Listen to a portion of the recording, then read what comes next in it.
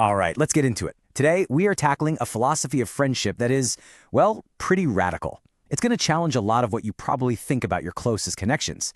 So get ready, this is a big one. Let's just start with a question that hits right at the heart of it all. Think about your childhood friends, the ones you grew up with. We're always told that those are the bonds that last a lifetime, right? But what if that's just not true? What if those friendships actually have a shelf life? So here's how we're going to break this down. First, we're going to look at a completely new way to define what a friend even is. Then, we'll get into something called the principle of non-pursuit. And finally, we'll talk about a very specific, almost mathematical idea called the 30% rule. Okay, part one, a new definition. The entire foundation of this philosophy rests on one huge idea.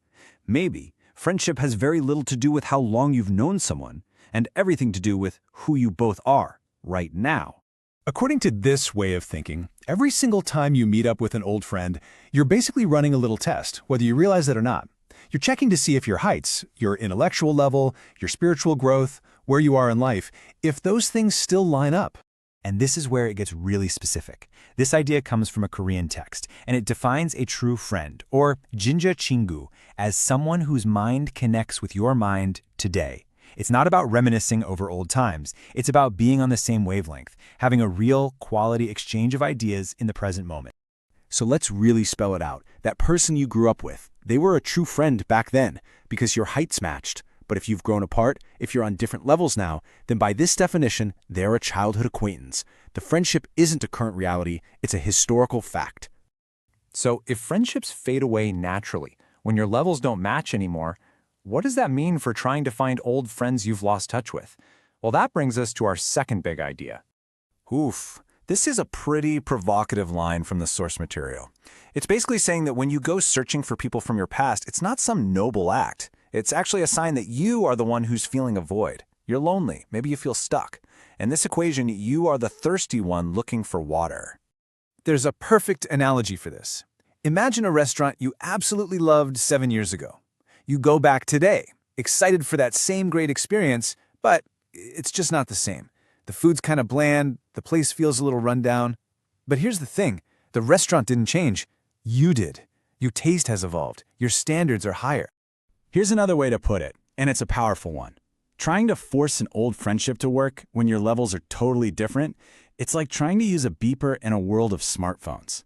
It's just outdated technology. It doesn't make sense anymore because you've both had different upgrades. So the big idea here is to just trust the process. Don't waste your energy chasing people who have drifted away. Instead, pour that energy into your own growth. The philosophy says that if you're meant to reconnect, if your heights happen to align again someday, it'll happen naturally. They'll find you. Forcing it just makes the distance between you more obvious. Okay, this brings us to the final and maybe the most practical part of this whole framework. This is a rule that's meant to apply to literally everyone you interact with, not just friends.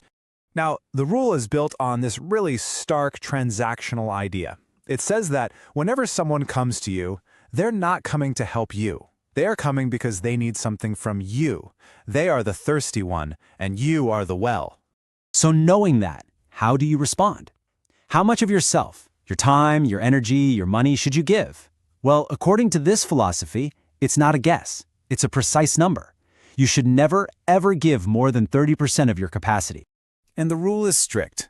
Let's say someone asks for a favor that's going to take up 70% of your weekend. You don't just give them 30% of that. No, you have to refuse the entire request. The thinking is that going over that 30% limit is like breaking a law of nature, and it will always come back to bite you. What's really fascinating is how this idea is applied to society at large. The source claims that political deadlock happens because one side demands, say, a 70% change all at once, which forces the other side to resist completely. Real stable progress, it argues, only happens when change is proposed in smaller, sub-30% chunks that people can actually absorb. All right, we have been through some pretty radical, maybe even uncomfortable ideas.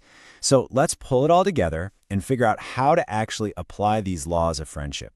So let's just boil it down to 4 key actions. First, redefine your idea of a friend. It's about now, not the past. Second, release those old connections. Stop chasing and focus on your own journey. Third, regulate your energy by sticking to that 30% rule with everyone. And finally, respect that rule when you're the one asking for help. Don't put someone else in that position. And so, that leaves us with one last question to really think about. If a true friend is someone you resonate with intellectually, someone who is on your level today, who in your life actually fits that description right now?